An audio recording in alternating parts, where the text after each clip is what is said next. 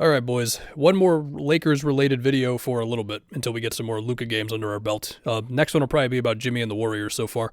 But we did learn some things from Luka's debut as, hey, listen, shout out to the Jazz, okay? They're about to play the Lakers again. That one's going to be in Utah. But yeah, this one felt over by about halftime. Look, I think what we saw was some moments of Luka being Luka, and then also some sprinkles of how JJ wants to get more than just give the ball to Luka, let him cook, give the ball to LeBron, let him cook, stuff like that, right?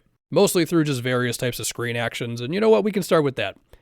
There's two plays I remember, both of which are Jackson Hayes setting a down screen for Luka in the corner to where he can then come up and then get the ball in the move, right? One time, Jackson Hayes screened for Reeves first, which forced a Jordan Clarkson switch, which then means that once he screens for Luka, it becomes Jordan Clarkson as the guy guarding a Luka Jackson Hayes screen, so that becomes a Jackson Hayes lob. Another one where Luka just scored getting past Clarkson for, I think, his three-point play. And like that is a sign of kind of what Dallas was trying to get into more with Luka before he went down. You know, more ways to find him assisted baskets, getting him off the ball a little bit more just to have a little more variety and also lower his workload a little bit as well too, right, while still being Luka. That's cool. We also had a time where Rui screened for Luka, which created a series of drive and kicks that eventually led to Rui missing a corner three, but he was pretty open off of a Luka pass.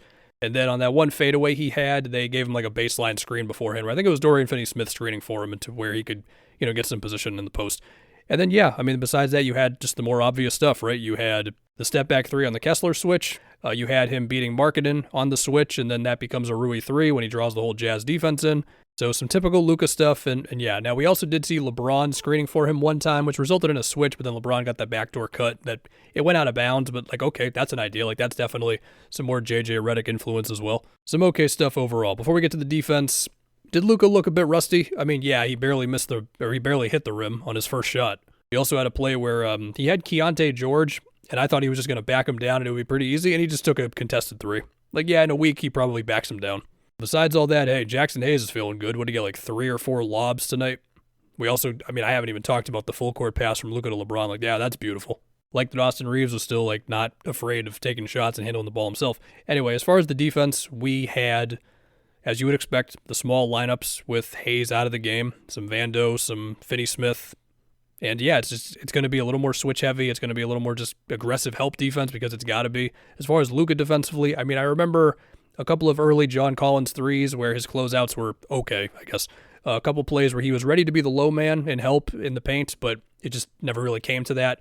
A few plays where he's just doing the general pointing and yelling and all that. So, okay, cool, defensive communication. We like that. Then you saw some staggering by JJ, as you would expect, trying to keep one of these guys on the floor at all times.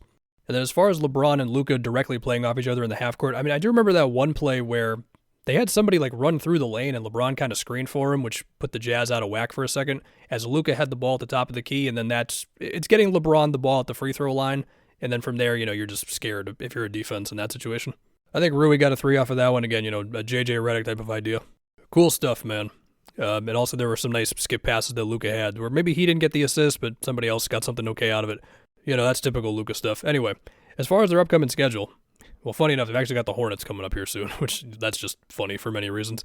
But their first, like, quote-unquote real game is going to be against the Nuggets. Don't want to disrespect the Blazers. They've actually been looking pretty good lately. But that's their first real game. You're circling on the calendar. And then, I mean, Dallas goes to LA, which if you want to just talk about it, then you can. Just real quick, I don't want to harp on this too much for Dallas fans. It somehow got worse. Every time this front office talks, they make it worse. And then, hey, man, hopefully AD's good. Hopefully Gafford is good. Dallas fans already love Max Christie. That's nice. Dallas fans, just good luck, man. I remember how much the Mookie Betts trade bummed me out, and I was like a pretty casual baseball guy. So if you were a diehard Mavs fan, I don't know. Anyway, that's it. Again, next one's probably going to be about Jimmy and the Warriors so far. We're going to give it a few more games, probably like right before the All-Star break. Preview of that one is I'm going to talk about screen setting, so that's fun.